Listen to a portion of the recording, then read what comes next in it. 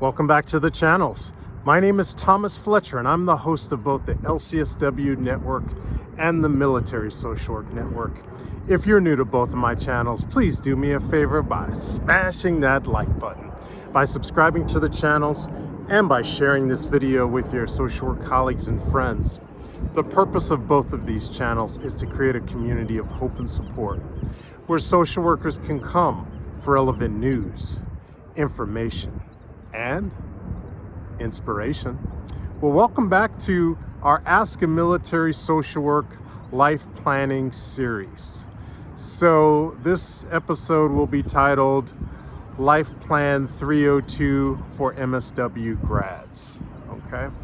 If you're new to the channel or new to the series, I would ask you to go back to maybe Life Plan 101, Life Plan 102, Life Plan 101, Life Plan 201, Life Plan 301, and then there's additional episodes.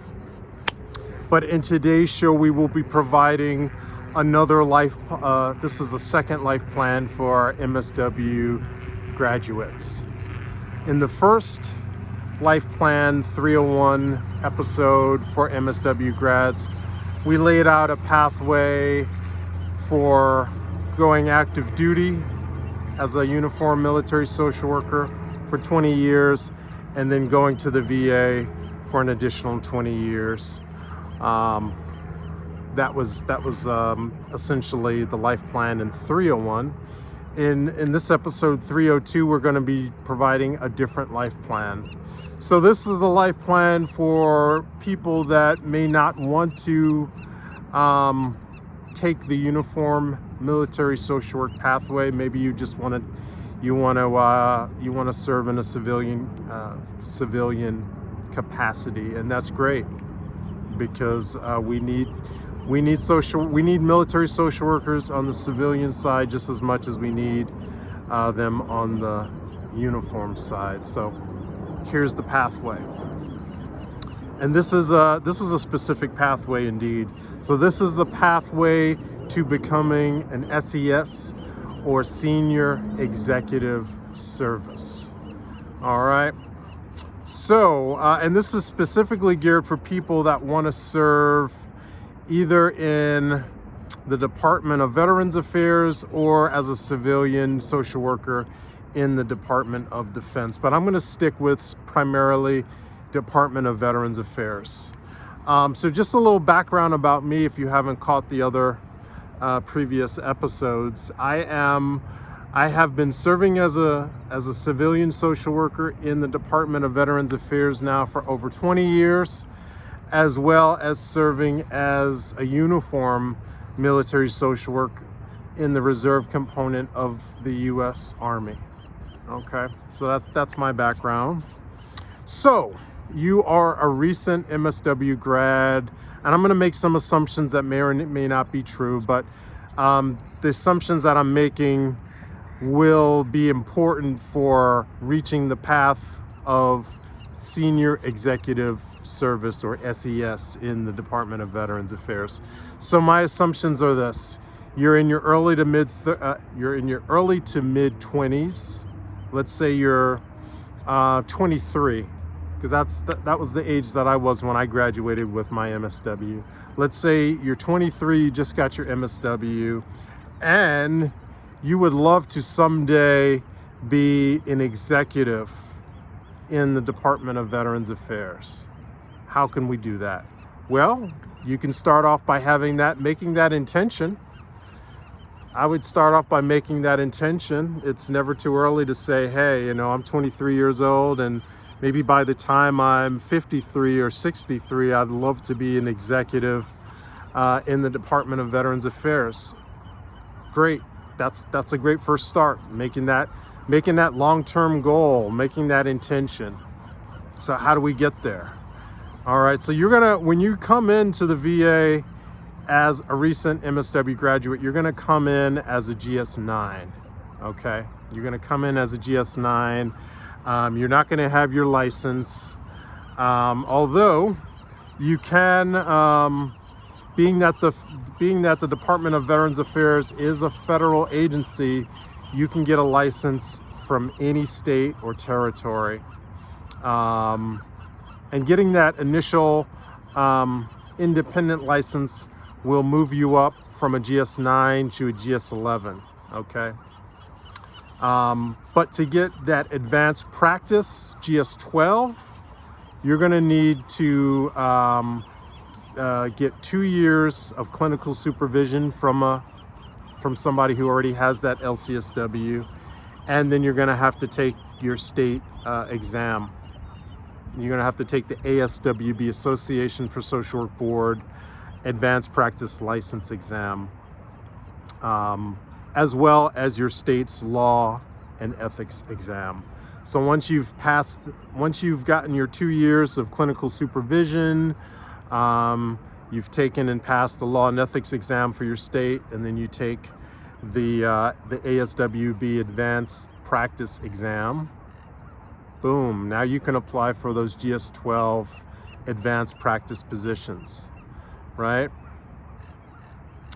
And you're gonna work as a GS12 for a number of years. And there's so many different types of GS12 positions. There are your straight senior social worker positions. There are supervisory positions. So my recommendation would be to, if you can get one of those supervisory positions, this is gonna put you on the pathway towards SES, okay? So you're gonna get a supervisory GS12 position. You're gonna do that for a number of years. Then you're gonna go for those GS13. Those GS13 positions are assistant chief, usually assistant chief of social work service, or GS13 could be a program manager or program coordinator positions. And again, there are a variety of programs in the VA, HUD-VASH, mental health intensive case management, grant per diem, domiciliary positions. I mean, there's so many positions. Current position that I'm in, local recovery coordinator, suicide prevention coordinator, intimate partner violence, on and on. But so you're going to be moving up every few years, and these promotions are not automatic. So here's something very important that I need to emphasize, and this is something that my clinical supervisor for LCSW some 20 years ago gave me the same advice. And he told me, he said, Tom, if you want to move up in grades in the VA, you will have to be willing to move around. And what he meant by that is, you're not gonna be able to move up in the ranks by staying in one VA position or in one VA medical center for 20, 30, 40 years. You're gonna have to be willing to go from one medical center to another medical center. So that's gonna be very important if you are an ambitious person that wants to reach executive SES levels. You will have to be willing to move from one VA medical center to another VA medical center, from one state to another state, right? So that's very important. That's a very important part of this process. Now, not everybody wants to reach those executive positions, those SES positions. If that's not your ambition, if that's not your intention, then you could stay, and it's very common to see people stay in one VA for 10 years, 20 years, 30 years, 35 years. At my VA, I still am amazed and astonished when people get their service awards for 40 years, 45 years, 50 years. I think I've been at one of those award ceremonies where somebody received an award for 50. Actually, this was recently.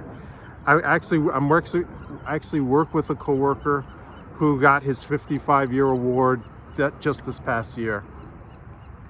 And he's been at the same VA for probably the past 50 years. His first 5 years were in active duty, and when he finished his active duty, he came to the VA. right? Nothing wrong with that. But if you know that you're a person that's very ambitious and that has leadership qualities, leadership potential, you know that you want to be a manager, you know that you want to be an executive, you know that you want to be a supervisor, then you will have to be willing to move around in the VA, okay? So GS-13s, assistant chief positions, program manager positions, right? GS-14s are usually upper level program manager, social work chief, domiciliary chief.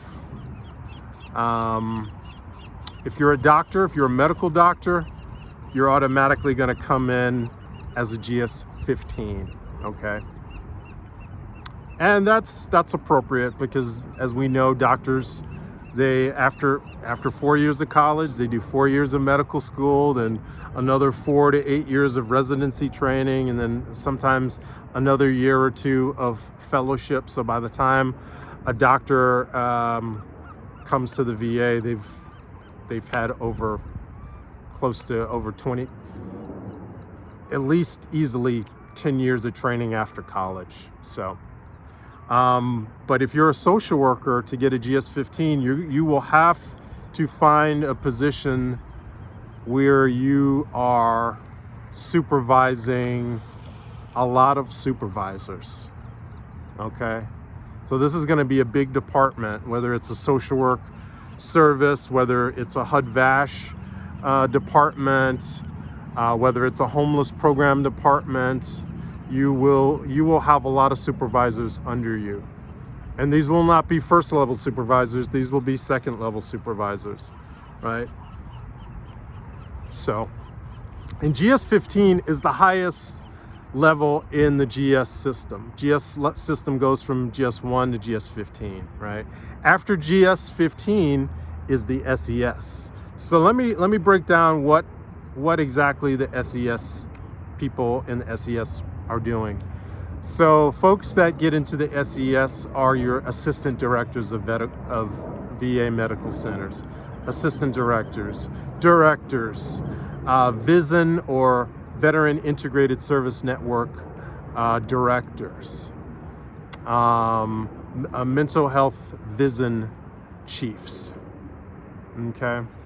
So these are folks that, again, are in executive positions either at the medical center level, at the VISN level, or at the central office level. So that's another area where you can become a leader in what we call our central office, VA central office. And central office is the headquarters in DC. But there's a lot of VA central office positions that are stationed around the country that are not in DC. So you may have VA central office positions at a medical center in Florida, at a medical center in Los Angeles, at a medical center in New York City, at a medical center in Boston, all over the country, okay? So if you start as an MSW grad at age 23 and you go after, and again, to get these different, to move up, you have to apply for different positions. So again, there's no automatic promotions from GS9. So if you get a GS9/11 position, you can be in that position without changing jobs. But after you've reached 11, now you're gonna have to apply for another job to get to 12. Right? So that's really how the VA works. When I came into the VA, I came into the VA as a GS-11, okay? And I had ambitions of moving beyond that GS-11 position as much as I loved it. That was a mental health intensive case management position. I did that for about 4.5 years. I loved working with the veterans. I loved working with my coworkers. But I knew that I had more skills, talents, and abilities to offer the VA and the system and veterans in general. So I had to apply for GS-12 position, and that's what I did. Actually, there was one GS-12 position that I was offered without an interview based on my performance as a GS11 for that 4.5 years. And that does happen. That does happen. You know, if you are really good in your job and a higher level position becomes available, your supervisor, your chief in your service may notice all the great work that you're doing in your current position, and they may offer you a promotion without interviewing. And that did happen to me. That did happen to me from GS11 to GS12. But there was another GS12 that I was really passionate about, and I had to apply for that job and interview for that job, and I was able to get that job, right? So that position was a GS12/13. And I did that job for about 2 years. And I should have, in that position, I should have had an automatic promotion from 12 to 13, because that's how the position was written per HR. That didn't happen. And sometimes things don't really happen the way they're supposed to happen. So I decided to get another GS12 position at the original VA that I started out at. And I did that for about 3 years. And then I decided I wanted to go back to the position that I had left, the 12/13. And lucky enough, that position had been vacant for the 3 years that I had left it. And I was able to go back to that position without interviewing, because I had already been in the position before. So when I came back, I was able to come back as GS13, right? But if I wanted to go to get a GS14 position, and I have applied to many GS14 positions at my VA, right? And I wasn't selected for them. But that's the name of the game. Again, if you want to move up in the VA, you have to be willing to move around the country, right? And that's probably what I would have to do to get a GS14 at this point. I would probably have to apply for a position probably on the other side of the country. That's the name of the game. You have to be willing to move around to move up, right? So that is the pathway that I would like for you to consider. The pathway to becoming a senior executive service in the VA. And again, if you start out at age 23 and you apply for positions all around the country, I could almost guarantee you, again, there's no guarantees in life, but again, if you follow this blueprint, starting at age 23, you could easily get to GS14, GS15 by the age of 43. Again, if you follow it the way I'm telling you, you're willing to move around different VA medical centers around the country. And this may not appeal to everybody, most people like to put down roots, buy a house, start a family, and stay in one place. But if you are more unconventional and you're willing to move around, just like our active duty service members have to move around every 3 years. So if you have that mindset that you're willing to move around, you could probably reach GS15 age 43, 44, 45, and you could probably reach SES by your 50s. Again, assuming that you're starting at age 23,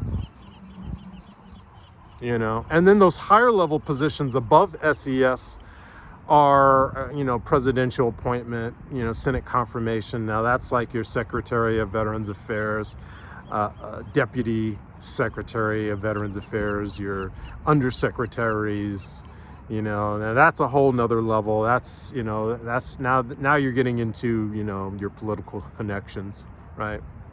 But regular SES, your hospital directors, your VISN directors, your assistant directors, those do not require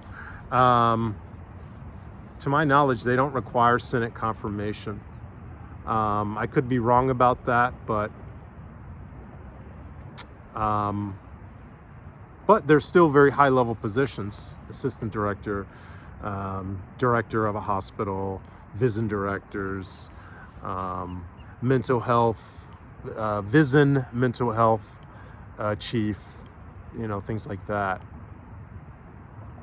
So give it serious consideration. Again, this is an alternate pathway to doing active duty, or doing active duty then working in the VA. This is a 30 to 40 year plan, right? 23, let's say 23 to 63. All right, I'm gonna stop right there, but I wanna thank you all for watching this video. For all the social workers and other licensed mental health professionals, thank you for the work that you do every day for your clients, for your agency, and for the profession. Please continue to support each other and yourselves. Bye for now.